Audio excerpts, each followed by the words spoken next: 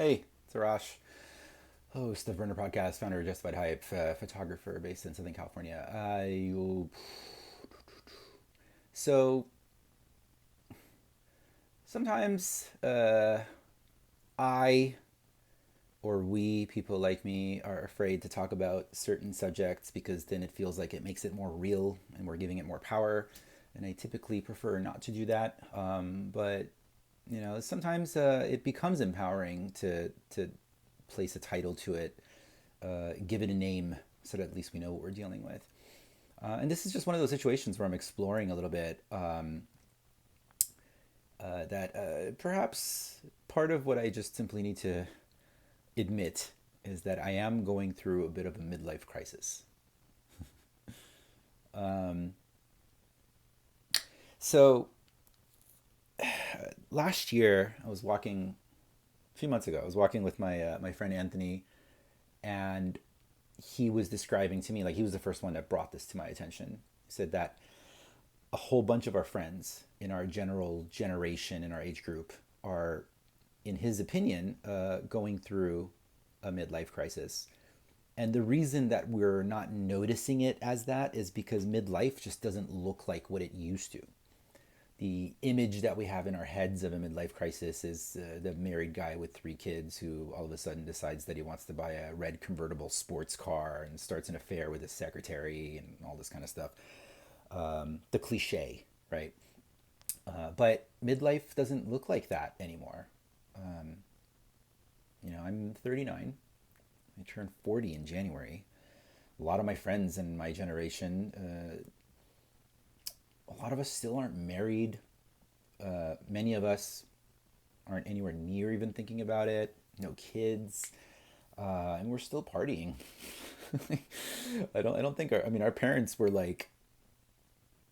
I mean, I'm not gonna say I'm not gonna speak on behalf of the various generations and ages of people who are potentially watching this video.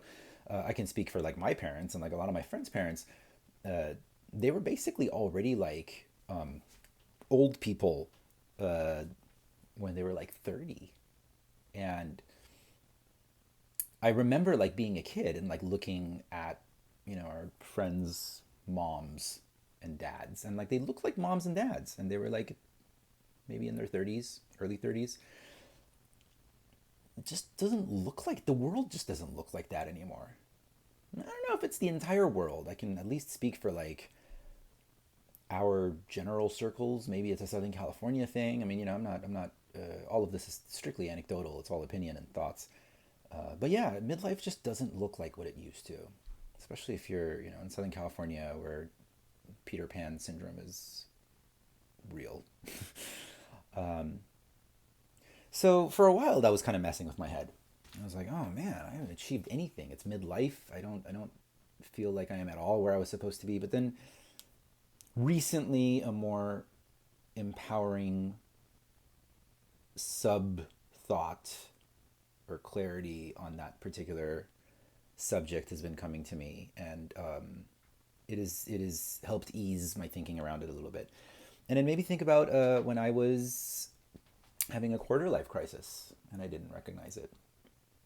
Coming out of college, and the economy was absolutely crap, and I got into working in event planning and nightlife, and that's around the time, I think, like mid 20s is like when I had like my coming out as an artist. Until then, I wasn't even like even it wasn't even on the table to consider that of myself. And I call it a coming out because the process legitimately felt like coming out. Like there was like all kinds of family pressure, and there was drama, like literally drama about me saying I'm an artist, like in my family, which like, everybody's forgotten about now. It's been over a decade, but yeah, there was, and it's been one hell of an uphill battle, and coming from a culture and a background and a town and all this where like following the arts was not necessarily something that was celebrated in my circles, and it was seen as a, well, that's a whole different video we'll get into.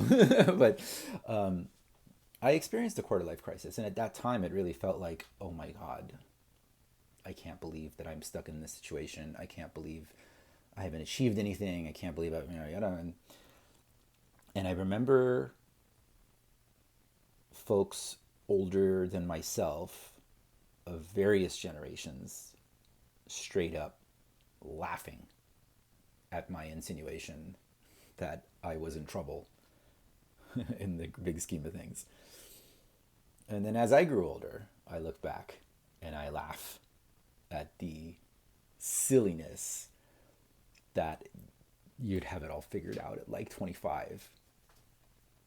I guess part of what I'm learning now is that our parents' generation most certainly did not have it figured out at 25.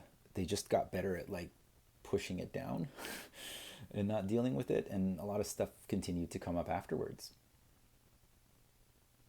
I have so many friends whose moms, or children, they weren't done growing yet themselves, and that of course like follows you into being a parent and building a family, and who knows? I have no idea what the right way is to do things. These are just expressing thoughts, getting them out of my system. But yeah, I think now I've been looking at my midlife crisis and having the same conversations with myself that, at 25, I didn't have the experience and life wisdom to be able to. I'm 39. I'm turning 40 in January. Yeah, it's a marker. But I'm like still less than 50% of the way on this video game that we call life. It's worst case scenario, I'm at 50%. But realistically, our generation's going to live a whole lot longer than 80. And it's not over till it's over. There's no shortage of stories of artists and creators and entrepreneurs and humans and all over the world who didn't really figure out what the passion was, what the thing was, what was the thing that shifted their experience until much later in life. And we have more opportunities now than ever to explore those things, and we have more evidence of that than ever. I submit that part of the challenge to seeing the lack of options in what a life can be for our parents and our grandparents' generation was simply not having access to the internet. But now we do.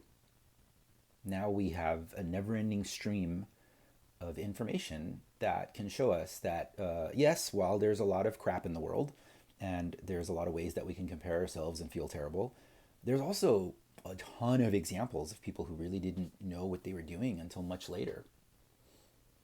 People who describe not really feeling like their life legitimately began until they were 60. And the more I meditate, the more present I am, the more I feel good in my being who I am. The more time stretches out, by the way. It's a weird thing. A year feels like it could just like fly by and disappear. But then when I'm present, a month feels like a year, and I get a lot more done, and more headway is made, and I'm open to more movement. And so, anyway, yes, part of what I have been experiencing is a midlife crisis. And I'm absolutely certain there's many of you out there who are experiencing a similar thing. And if I was just thinking about it in terms of what a midlife crisis was, the cliche, yada yada, yeah, it would be, that would not be something that would be happy about. But it's not the same thing now. Midlife crisis now is more like a quarter life crisis. It's still this whole other chapter of figuring things out. I'm certain this video is giving, like, if like my family watched it, it would give them a heart attack. They're like, what? You're 40, you haven't figured it out? I assure you, I'm not proud of that myself. But shame doesn't seem to be doing anything about it, so I'm going to go with acceptance. And part of why I make these videos is me talking to you is talking to me. So anyway, that's what's going on. Today is Sunday, so I've been going back to doing like the slow carb diet. which is like the Tim Ferriss twist. It's you eat all the lentils and protein and stuff that you want throughout the week and eat healthy, and then one day a week just go absolutely bananas and eat whatever you want. So this is an Oreo being dumped into a milk.